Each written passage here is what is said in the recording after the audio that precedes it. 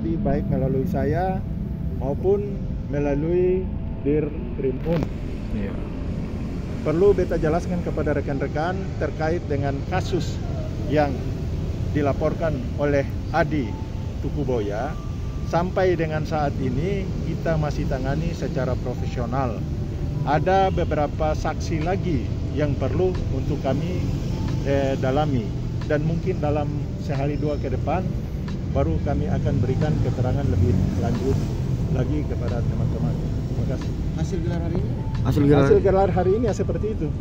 Masih ada saksi lagi, Mas? Ada beberapa saksi yang perlu didalami lagi.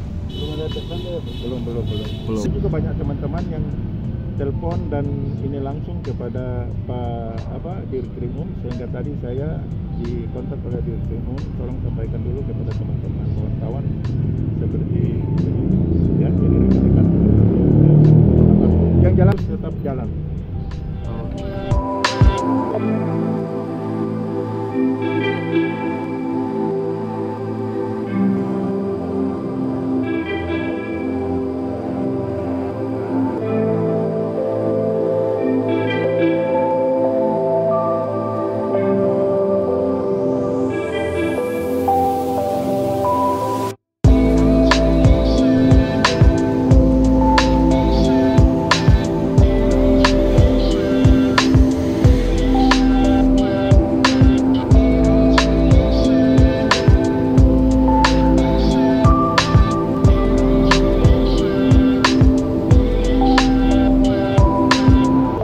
Terima kasih sudah nonton.